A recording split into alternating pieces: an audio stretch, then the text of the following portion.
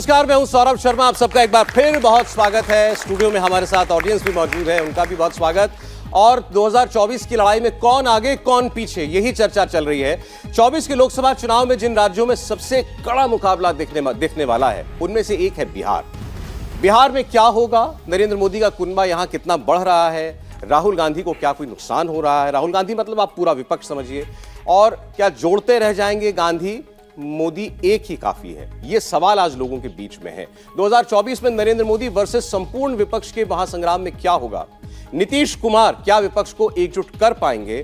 39 सीटें जीतने वाला एनडीए क्या इस बार उतनी ताकत से लड़ता हुआ दिखाई दे रहा है? और बात बिहार से करते हुए फिर हम बात करेंगे कि पूरे देश के अंदर इस वक्त क्या माहौल चल रहा है। कुछ आने वाले विधानसभा चुनाव भी हैं, उनका भी क्या असर पड़ेगा। तो एक बार फिर अजय आलोक जी का स्वागत करना चाहते हैं। बीजेपी के राष्ट्रीय प्रवक्ता हमारे साथ हैं। अजय जी, स्वागत है आपका। और हमारे साथ जुड़े हैं अब मिशन 2024 नीतीश विचार मंच चला रहे हैं सत्य प्रकाश मिश्रा जी, जेडीयू के नेता भी हैं। बहुत स्वागत है मिश्रा जी आपका भी। साथ ही आरजेडी से मृत्युंजय तिवारी जी और एलजेपी रामविलास से अरविंद वाजपेयी जी, वो हमें इस वक्त ज्वाइन करने वाले हैं। पहले आपको हम दिखाते हैं बिहार में जहां विपक्ष 23 तारीख को बैठक करेगा। सारे बड़े नेता वहां पहुंचेंगे, जिसमें कहा जा रहा है अभी तक राहुल गांधी भी हैं, मल्लिकार्जुन खड़गे भी हैं, अखिलेश यादव, मायावती, स्टालिन, तमाम बड़े बड़े चेहरे, पूरी गैलेक्सी वो मौजूद होगी वहां विपक्षी नेताओं की। बिहार में एनडीए का क्या हाल है, एक बार जरा स्क्रीन पर हम देखते हैं। क्योंकि जेडीयू के साथ मिलकर पिछला चुनाव लड़ा था बीजेपी ने, जबरदस्त फायदा हुआ था। 40 में से 39 सीटें जीती थी इस अलायंस ने। उस वक्त एलजेपी भी एक थी। लेकिन अब इस वक्त जो कोशिश हो रही है उसी पुराने गठबंधन को एक आकार देने की। आप देखिए, बीजेपी के साथ एलजेपी में बंटवारा हुआ, अब एलजेपी भी है और साथ साथ चिराग पासवान की पार्टी है, वो भी माना जा रहा है कि साथ ही आ जाएंगे। इसके अलावा आरएलजेडी, जो कि आरएलएसपी हुआ करती थी उपेंद्र कुशवाहा की पहले, अब वो उनका पहले विलय हो गया जनता दल यूनाइटेड में, अब वो बाहर हो गए हैं और अब उन्होंने अपनी पार्टी, नई पार्टी बनाई है, वो एनडीए का हिस्सा है। उनके अलावा हम पार्टी के जीतन राम मांझी, अभी उनके बेटे ने इस्तीफा दिया है बिहार की सरकार से और उन्होंने खुलकर यह दावा किया कि ये हमारी पार्टी खत्म करना चाहते थे और अब ये भी खुल करके माना जा रहा है कि एनडीए का हिस्सा होंगे। और साथ ही वीआईपी पार्टी के मुकेश सहनी भी। तो अब ऐसा नहीं है जो विपक्ष कहता था कि बिहार में सारा विपक्ष एक तरफ और अकेली बीजेपी एक और, अब ऐसी सूरत नहीं है। इससे पहले हमने यूपी की भी बात की थी और बिहार में भी यही परिस्थिति बनती हुई दिखाई दे रही है। और माना जा रहा है कि 2014 वाला जो फॉर्मूला था सीट शेयरिंग का एनडीए का, उसी तर्ज पर बीजेपी आगे चलेगी। 30 सीटें बीजेपी लड़ सकती है, 6 सीटें एलजेपी को मिल सकती हैं, 2 सीटें आरएलजेडी को, 1 जीतन राम मांझी की पार्टी को और 1 वीआईपी पार्टी को जा सकती हैं। तो ये सीट शेयरिंग का एक फॉर्मूला फिलहाल दिखाई दे रहा है। 2019 और 2014 दोनों ही बहुत मुफीद साबित हुए थे बिहार के नजरिए से एनडीए के लिए, बीजेपी के लिए। और इस बार देखना होगा कि जब पूरी ताकत के साथ आरजेडी सामने खड़ी है, जेडीयू के साथ कांग्रेस पार्टी और कुछ छोटी पार्टियां, तो फिर बिहार का मुकाबला कैसा होने जा रहा है। मृत्युंजय तिवारी जी भी हमारे साथ जुड़ गए हैं आरजेडी से। तिवारी जी, आपका बहुत स्वागत है। धन्यवाद। देखिए, अभी हम गठबंधन की बात कर रहे थे, अब इनका भी एक गठबंधन बनता हुआ बिहार के अंदर दिखाई दे रहा है। आपकी तो खैर आप तो उसी राज्य से आते हैं, अजय जी भी उसी राज्य से हैं। विपक्ष की 23 तारीख वाली जो मीटिंग होने वाली है, नीतीश कुमार जिसके आयोजक भी हैं और इस वक्त लग रहा है कि वही एक शख्स हैं जो इस पूरे विपक्षी गठबंधन को जोड़े रख पा रहा है। अभी तक आपको क्या लगता है, उसे क्या आकार मिल पाएगा? इस बैठक के अंदर क्या खास हो पाएगा? देखिए, सबसे पहले तो सब लोगों को ये पता है कि गैर भाजपा विपक्षी दलों की एकजुटता के सबसे बड़े आर्किटेक्ट आदरणीय लालू प्रसाद जी माने जाते रहे हैं। यही लड़ाई हो गई। रुकिए ना भाई, तो बड़ा मुश्किल शुरुआत में ही आप तो जी, यही गड़बड़ है बीजेपी के साथ। देखिए, सबसे बड़े माने जाते हैं और आदरणीय नीतीश कुमार जी ने जो ऐतिहासिक फैसला लिया और उन्होंने कहा कि आज जो देश के हालात हैं, सब लोग परेशान हैं, चाहे गरीब हो, मजदूर हो, नौजवान हो, किसान हो, पहलवान हो। उस हालात में भारतीय जनता पार्टी, ये जो न्यू बीजेपी है, इसका जो खतरनाक डिजाइन है, इसके खिलाफ तमाम विपक्षी दलों को एकजुट होना होगा। और उसकी मुहिम शुरुआत हुई। नीतीश तेजस्वी की जोड़ी ने सभी राज्यों में जाकर के तमाम गैर भाजपा विपक्षी दलों के नेताओं से मुलाकात की। पहले इस पर भी सवाल खड़े हो रहे थे कि कैसे होगा एकजुट, बंगाल में कैसे कांग्रेस के साथ ममता दीदी आएंगी, केजरीवाल जी वो तो सवाल है अभी भी। नहीं, सवाल खत्म हो चुका है। कैसे? सारे लोगों का 23 जून को तारीख निर्धारित है। पटना में ऐतिहासिक महाजुटान होगा विपक्षी दलों के नेताओं का, और महा ऐलान होगा और संकल्प लिया जाएगा भाजपा मुक्त भारत बनाने का। वो सारे जो आपके मन में कयास लगाए जा रहे हैं, जो मन में सवाल हैं, वो सब का जवाब 23 जून को पटना में होने वाली मीटिंग में मिल जाएगा। और सीटों का बंटवारा भी हो जाएगा, कौन कहां लड़ेगा, कितना लड़ेगा। देखिए, सवाल ये है, जब हमारा मिशन उद्देश्य एक है कि देश बचाना है, भाजपा को भगाना है, भाजपा भगाओ देश बचाओ, ये नारा है, ये संकल्प है भाजपा मुक्त भारत बनाने का। आज इतने जितने पार्टियों को विपक्षी एकजुटता की बात हो रही है, 21 पार्टियों ने नए संसद भवन के उद्घाटन का बहिष्कार किया। भारतीय जनता पार्टी के पास एक एक कर सारे जो राजनीतिक दल थे, इनके सहयोगी सब छोड़कर चले गए। अच्छा चलिए, उस पर हम आते हैं। अभी उसकी बहुत चर्चा है कि देश में भी जो पुराने साथी थे और कुछ नए वो एनडीए में जुड़ने जा रहे हैं। बिहार का तो हमने बताया ही। आपने कहा ये भाजपा भगाओ, ये सबका नारा है, सबका मंत्र है। अपना राज्य भी लेकिन सबको बचाना है। कोई ये नहीं चाहता कि हमारे राज्य के अंदर दूसरी कोई पार्टी, खासकर कांग्रेस पार्टी, वो आकर के चुनाव लड़े, उसको खाम में हमको सीट देनी पड़ेगी। अब आप ही कितनी सीट देते हैं कांग्रेस पार्टी को? कह रहे हैं कि सीटों की लड़ाई ही नहीं है, इस किचकिच में सीट तो लड़नी पड़ेगी ना। हम सब करेंगे। जब सिर्फ बोलने से थोड़ी चुनाव जीत जाएंगे। अब बोलने से ही ना, मोदी जी 9 वर्षों तक सत्ता में सिर्फ भाषण पे रह गए, राशन मिला नहीं। 5 किलो अनाज दे करके लाइन में खड़ा करा दिए हैं लोगों को। पहलवान बेटी जब कमजोर हो गई हमारी देश की, तो फिर ये समझ लीजिए कि अब तो सारे लोग चाह रहे हैं कि अब जुमलेबाजी वाली सरकार नहीं, काम करने वाली सरकार आनी चाहिए। जवाब दीजिए, जुमले वाली सरकार। महागठबंधन की महा बैठक होगी भ्रष्टाचारियों के साथ, महापरिवारवादियों के साथ, एक के बाद एक लगातार इस तरह की बैठकें होती रहेंगी। उससे क्या फर्क पड़ता है? कहीं का ईंट कहीं का रोड़ा, भानुमति ने कुनबा जोड़ा, जोड़ते रहिए कुनबा, लेकिन कुनबे में अपने आपस में एकजुटता ही नहीं है। अब देखिए, मृत्युंजय जी का नाम मृत्युंजय जी है। अब ये महामृत्युंजय का जाप अभी से रट रहे हैं कि भैया किसी भी तरह से आरजेडी खत्म नहीं हो। लालू जी का क्या है? लालू जी बहुत श्रूड, बहुत सीजन्ड और बहुत मैच्योर पॉलिटिशियन। वो देख रहे हैं धीरे धीरे कि स्थितियां कैसे स्पष्ट हो रही हैं। अभी बिहार में पिछले 8 महीने में 3 उपचुनाव हुए। तीनों उपचुनाव में यह महागठबंधन लड़ रहा था और भारतीय जनता पार्टी ने अकेले हराया। वोट का जब एनालिसिस होने लगा तो पता चला कि जेडीयू के जो कोर वोट थे 15-16%, उसका एक बहुत बड़ा हिस्सा, लगभग 11-12% वो भारतीय जनता पार्टी में ट्रांसफर हो चुका है। तो जेडीयू तो लायबिलिटी हो गई है। मेरी एक भविष्यवाणी ले लीजिए, लालू जी डंप करेंगे नीतीश कुमार को जनवरी फरवरी में, बोलेंगे कि 40 पे अकेले लड़ो और कांग्रेस के साथ मिलके चुनाव लड़ेंगे। जब लालू जी डंप करेंगे नीतीश कुमार को, फिर आप अडॉप्ट करेंगे? बिल्कुल नहीं, हम अडॉप्ट करेंगे। जेडीयू का अस्तित्व खत्म होने जा रहा है। जेडीयू का अस्तित्व खत्म होने जा रहा है और मृत्युंजय जी के महामृत्युंजय जाप करने से ये अस्तित्व बचेगा। मृत्युंजय जी ने कहा सारे सवालों का जवाब मिल जाएगा 23 तारीख को। मृत्युंजय जी खास आपके लिए सुना रहा हूं, आपके लिए सुना रहा हूं, आप ही बोलिएगा। देखिए, अभी ममता बनर्जी ने क्या कहा है बंगाल में चुनाव को लेकर के, सीपीएम और कांग्रेस की जोड़ी पर उन्होंने क्या कहा है, पहले ये सुनिए। फिर हमने अजीत पवार की बात पहले आपको बताई थी, अजीत पवार का बयान आपको सुनाएंगे, उनका क्या कहना है मोदी को लेकर, अमित शाह को लेकर। पहले ममता बनर्जी की बात। कांग्रेस অনেক রাজ্য চালিয়েছো, সিপিএম এর সবচেয়ে বড় দোসর আর বিজেপির বড় দোসর, আর পার্লামেন্টে আমাদের সাহায্য চাও, আমরা করব তাও বিজেপির বিরুদ্ধে, কিন্তু মনে রেখো বাংলায় সিপিএম এর সাথে ঘর করে আমাদের কাছে বাংলায় সাহায্য চাইতে আসবে না। আজকে সিপিএম এর কোলে বিজেপি দোলে, বিজেপির কোলে কংগ্রেস দোলে, कांग्रेसের কোলে बीजेपी दोले। सीपीएम कांग्रेस पार्टी की गोदी में झूलती है और कांग्रेस पार्टी बीजेपी की गोदी में झूलती है। और अगर बंगाल में कांग्रेस पार्टी सीपीएम के साथ रहेगी तो हम उनका पार्लियामेंट में भी साथ नहीं देंगे। आप तो कह रहे हैं चुनाव 2024 का साथ लड़ने की बात, सुन लीजिए। ये तो जब वहां ममता दीदी कांग्रेस के खिलाफ लड़ी है तो उन्होंने बोला ये बात। भाजपा ने तो कर्नाटका में भगवान बजरंगबली को उतार दिया भाई साहब, इसके बाद भी बजरंगबली का गदा का क्या हो गया? अभी कर्नाटक तो हार गए ना। बताइए, चिकित्सक अगर भविष्यवक्ता हो जाए तो बड़ा आश्चर्य है। अजय नाम होने से भाजपा को पराजय से नहीं बचा पाएंगे। ये जो सोच रहे हैं कि हम भाजपा को जिता देंगे 24 में, ये सब नहीं होगा। एक बार जरा हमारे साथ मिश्रा जी भी आए चर्चा में जेडीयू से। मिश्रा जी, उन्होंने कहा लालू जी डंप करेंगे अभी नीतीश कुमार को। नीतीश कुमार तो देश में अभी सारे विपक्षी दलों के नेता बनने की कोशिश में है, वो कह रहे हैं वो राज्य के ही नहीं रहेंगे। एक्चुअली भाजपा के प्रवक्ता, मैं चाहता नहीं था अजय जी हमारे साथी रहे कभी पुराने, भाजपा के प्रवक्ताओं नेताओं को आजकल सपना ज्यादा आता है और स्वप्न की नगरी में वो मोदी जी के तरह तरह के बहरूप या स्वरूप देखते रहते हैं।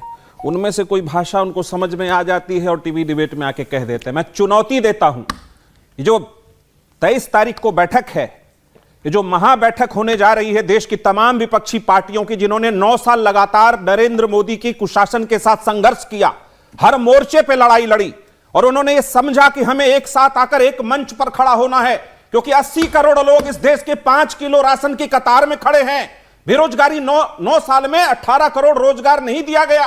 बेरोजगारी दर इतना बढ़ा है, 7% पे महंगाई दर पहुंच गया, होलसेल पे महंगाई दर अलग है और विदेश नीतियां आपकी कमजोर हैं। बाहर में जाके बॉस तो सुनकर आते हैं लेकिन हासिल कुछ नहीं होता। और सुनिए, मोदी जी जा रहे हैं स्टेट विजिट पर, नरेंद्र मोदी स्टेट विजिट पर जाने वाले हैं। देखिए, मैं नहीं टोकता आपको, लेकिन गलत फैक्ट नहीं जाना चाहिए ना। एक लाइन जो आप बोलिए, मैं नहीं रोक रहा हूं आपको, लेकिन फैक्ट केवल जो है वो सही होना चाहिए। महंगाई 4.25% पर है रिटेल प्राइस। नहीं अभी ना, अभी की बात करेंगे और कभी की बात गया ना, महंगाई 15% होलसेल पे गया ना, पेट्रोल डीजल बढ़ता रहा ना, 80 करोड़ लोग राशन ले रहे ना। जनधन खाते से शुरू हुई ये सरकार पता करे कि उस जन के खाते में कितना धन है। और महिलाओं पे वार, और बहुत हुआ महिलाओं पे वार, अब की बार मोदी सरकार हुआ पहलवानों पे वार, कहां दुबक गई थी मोदी सरकार। तो ये इस तरह का जो न्याय व्यवस्था है महिला सुरक्षा को लेकर के, तो देश की तमाम पार्टियां उन जिम्मेदारियों को कांधे पर लेकर निकली हैं और विपक्ष में ठीक है, साथ होगा, सहमति होगी, समर्पण होगा, त्याग होगा, यही तो लोकतंत्र है। कौन कर रहा है त्याग? मैं कहीं कोई बात चाह रहा हूं, त्याग करेगा कौन? नहीं, त्याग हर कोई करेगा, सब करेंगे, हर कोई करेगा। आप क्या त्याग करेंगे? जो भी मॉडल आएगा, नीतीश कुमार क्या त्याग करेंगे? हमने सबसे बड़ा त्याग किया, हमारे नीतीश कुमार जी ने आधिकारिक रूप में बोला है कि हमें प्रधानमंत्री बनने का कोई एम्बिशन नहीं है। ये त्याग है, त्याग है, ये त्याग है, बिल्कुल है भाई साहब। त्याग वो होता है जो कुछ मिल रहा है उसको त्यागा जाए। व्यक्ति आकर के कह सकता नीतीश कुमार, आप तो ऐसे कह रहे हैं, मिश्रा जी एक सेकंड, आप तो ऐसे कह रहे हैं कि सारे दल मिलकर के बीजेपी समेत मोदी जी नीतीश कुमार के पास गए हो कि मेरा मन भर गया है, अब आप प्रधानमंत्री बनिए, और नीतीश कुमार जी ने कहा नहीं मैं नहीं बनूंगा, और ये त्याग है। नीतीश कुर्सी कहां खाली है? लोकतंत्र में सामाजिक जिम्मेदारी लेते हुए 7 पार्टियों का महागठबंधन का सरकार बिहार से शुरुआत की और तमाम विपक्षी दलों से बात किया कि 9 साल जो आप संघर्ष कर रहे हैं अलग अलग, एक साथ मिलकर संघर्ष करिए। और इस तानाशाही सरकार जो कहता है मैं अकेला सब पर भारी, ये कोई लोकतंत्र है? अच्छा चलिए, आपको लगता है कि जो पूरा विपक्ष है कोशिश कर रहा है एक होने की, एक हो पाएगा? तो आप सब लोग जो हैं मीडिया के स्टूडेंट्स भी हैं यहाँ पर, लगता है? चलिए, वो पीछे कुछ पूछना चाह रहे हैं काफी देर से, माइक दीजिए उनको। क्या नाम है आपका? सर मेरा नाम वंश है। अच्छा, मेरा मेरा बीजेपी के संवाददाता से प्रश्न है, संवाददाता नहीं प्रवक्ता, ठीक है, प्रवक्ता से प्रश्न है कि इन्होंने अभी बात करी उज्ज्वल योजना पर, जो सिलेंडर 400 रुपए का था 600 रुपए का हो जाता तो बीजेपी कहती कि महंगाई हो गई, आज वो 1200 रुपए का है, उसका प्रश्न आप देंगे? चलती का नाम गाड़ी है सर, चलती का नाम गाड़ी है। मंजिल बनाने में, इमारत बनाने में समय लगता है, उसको संजोने में, उसको ठीक करने में समय नहीं लगता। ठीक, लाइए। देखिए, आपने जो सवाल पूछा कि आज सिलेंडर 1100 का हो गया, आप ये बताइए कि आज कल सब्सिडी कौन कौन ले रहा है सिलेंडर पे? आपके घर में सब्सिडी ले रहे हैं? एक मिनट, सब्सिडी ले रहे हैं या नहीं ले रहे हैं? नहीं ले रहे हैं। मोदी जी की अपील पर सब्सिडी छोड़ दी गई थी। अब आप बिना सब्सिडी के 2014, 13, 12 रेट निकालिए। बिना सब्सिडी के सिलेंडर उस वक्त देशवासियों को कितने में मिलती थी? रेट आएगा 1236 रुपए। सरकार की जेब से सब्सिडी खा के, जनता का पैसा ही कम करके सिलेंडर को आपको 450 में दिया जाता था। ये कौन सी इकोनॉमिक्स है? आज उस सब्सिडी का पैसा जो मोदी जी के अपील पर, प्रधानमंत्री के एक अपील पे 10 करोड़ लोगों ने सब्सिडी छोड़ दी, जिसके कारण देश का इतना पैसा बच रहा है जो आज विकास कार्यों में लग रहा है। उसके बाद तो क्या ये देश क्यों बीच में नहीं, उसके कारण ये देश का इंफ्रास्ट्रक्चर जो पे काम हो रहा है, इस देश के आधारभूत सामानों पे काम हो रहा है, तो उससे फायदा किसको है? मोदी जी को फायदा है कि देश को फायदा है? नहीं तो सारा ये सारा जो राशि है सरकार को जो चाहिए, सारा कोष भरना है, ये केवल पेट्रोल और गैस का दाम बढ़ाने से होता है? जी नहीं, पेट्रोल और गैस का दाम बढ़ाने से सरकार को फायदा नहीं है। मोदी जी अपने घर लेके नहीं जा रहे हैं जैसे ये लोग घर ले आते थे। ये पैसा बचता है, अगर ये पैसा बचेगा तो आज ये बताइए आप, ये गंगा एक्सप्रेसवे बन रहा है तो कहां से पैसे आ रहे हैं? ये जो इंफ्रास्ट्रक्चर का काम हो रहा है, ये हम राफेल खरीद रहे हैं, अभी हम अमेरिका से ड्रोन खरीदने जा रहे हैं। जो मुझे नहीं, आप ये उस युवक को समझाइए। मैं वो युवक को बता रहा हूं कि मुझे 1200 रुपए का सिलेंडर पड़ता है घर में। ये जो एक मिनट, सब्सिडी और मुफ्ती, दो चीज से देश को मुक्ति पानी पड़ेगी, ये बहुत जरूरी है। अगर आप देश के विषय में सोच रहे हैं तो इस तरह की स्कीमें लॉन्ग टर्म में नुकसान करती है। आज बिजली सब्सिडी खत्म करना चाहती है आप? बिल्कुल, हम खत्म नहीं करना, हम सब्सिडी गरीबों में रखना चाहते हैं। गरीबों को आप देखिए, किसान सम्मान निधि क्या है? 6,000 रुपए किसानों के अकाउंट में, 11 करोड़ किसानों के अकाउंट में डायरेक्टली जा रहे हैं। पहले क्या होता था? ऋण माफ कर दिया कांग्रेस ने, 70 लाख करोड़ का ऋण माफ कर दिया। बाद में जब उसकी इंक्वायरी हुई तो पता चला कि एक जवाब फिर और आधे से ज्यादा ऋण का पैसा इनके जेब में गया। एक छोटा सा जवाब देखिए, इनके जितने योजना थे जो प्रमुख थे, नमामि गंगे परियोजना, क्या हाल है? मुझे तो मां गंगा ने बुलाया है। हर तो जाके बनारस देखिए गंगा का क्या हाल है। हर सांसद गांव को गोद लेंगे, एक भी सांसदों ने गांव को गोद लिया। स्मार्ट सिटी बनाएंगे, क्या हाल है स्मार्ट सिटी का? ये सारे जितने इन्होंने वादे किए वो सारा जुमला साबित हुआ। अब देश का नौजवान, जब हमारी पहलवान बेटियों ने पदक दिलाकर देश का मान सम्मान बढ़ाया, वो तो जा रही है पदक को गंगा में बहाने और ये कह रहे हैं क्या कि हमने सब्सिडी दिया, हमने ये दिया। अरे आपने कुछ नहीं दिया, देश की जनता के साथ धोखा किया। मृत्युंजय जी, लेकिन राजनीति में देखिए, वोट और सीट, इसकी तो कैलकुलेशन करनी एकदम है। ठीक है, अब जनता तो ये देख रही है और पूछ भी रही है आपसे। इनके साथ लड़े तो 16 पाए थे बिहार में सीट, 17 में 16। ठीक है, और अकेले लड़े तो 2 मिली थी। ठीक, इस बार ये बताइए, आज पूरे देश नहीं, इनको 4 मिली थी, जेडीयू को 2 मिली थी। जब से बिहार में, माफ करिए, जब से बिहार, इनको 4 कंधे मिल गए थे। मैं कंफ्यूज कर गया। अरे इनको 4 कंधे मिल गए थे, जेडीयू को 2 कंधा था। जब से बिहार में, ये तो आप साथ कभी नहीं रही, सवाल जेडीयू से था मेरा। जब से बिहार में बीजेपी को सत्ता से बाहर किया, पूरा देश देख रहा है बिहार। और देखिए हवा किस तरह से बदला बीजेपी के खिलाफ। देखिए पुल गिरता है कैसे बिहार में थी, कितने शासित राज्यों में बीजेपी थी। आज हिमाचल, कर्नाटका, वहां बैसाखी पर है, महाराष्ट्र में, मध्य प्रदेश में कैसे सरकार बनाई। बीजेपी का तो धीरे धीरे पूरा देखिए हर राज्यों से खत्म होते जा रही है बीजेपी। तो भाजपा मुक्त तो धीरे धीरे भारत बन ही रहा है। अच्छा चलिए, ठीक है, सवाल एक बात बताएं, ये 2 बार पुल कैसे गिर गया? अरे ये इन्हीं का कारनामा है बीजेपी का। ये एक बार बता, ये हवा में उड़ गए बीजेपी। जब बीजेपी सरकार में थी, इतना भारी पुल सीमेंट से बना हुआ 1750, ये बीजेपी का कारनामा है। ये 1750 करोड़ का पुल पानी में गिर गया गंगा में। इसीलिए हमने तो कहा, कौन जिम्मेदार होगा इसका? अच्छा, इसलिए हमने कहा सरकार में बीजेपी थी, ये विभाग बीजेपी के पास 14-15 वर्षों से रहा, हवा में उड़ गया था। आप लोगों ने देखा था, तेजस्वी जी ने तो जांच कराई, पूरे पहले से आशंका व्यक्त। मैं एक बात बोलना चाहूंगा कि ये पुल में गड़बड़ी हुई है। अच्छा, उस वक्त ये सरकार में थे, सही बात है। मुख्यमंत्री कौन था? मुख्यमंत्री आदरणीय नीतीश कुमार जी थे। तो पुल गिरा मुख्यमंत्री जी के काल में ना? तो विभाग क्यों बांटा जाता है कैबिनेट में? उसमें मुख्यमंत्री का कोई रोल नहीं है। नहीं, आज अगर इसलिए ना माननीय मुख्यमंत्री जी ने साथ छोड़ा कि इनको विकास का काम करना नहीं, हिंदू मुस्लिम करना है, दंगा फसाद करना है। जवाब भाजपा है। इन्होंने सारे आरोप लगा दिए। मैं एक बात पे से बस एक चीज पूछना चाहता हूं। बोलिए। 30 मार्च को यह पुल पहली बार गिरा था। यह पुल दूसरी बार गिरा है बाय द वे, पहली बार नहीं गिरा है। 30 मार्च को यह पुल पहली बार गिरा था। कैबिनेट में हमारे मंत्री थे नितिन नवीन, उन्होंने इस पुल की तत्काल कोई भी काम होने पे रोक लगा दी थी। यह कैबिनेट का गजट नोटिफिकेशन है। हमारी सरकार चाहिए, इन्होंने ये भाग गए कुदक के बानर नीति की तरह, वो भाग गए, इनके पास इधर से उधर जंप हो गया। जुलाई में सरकार हमारी चली गई, काम रुका हुआ था।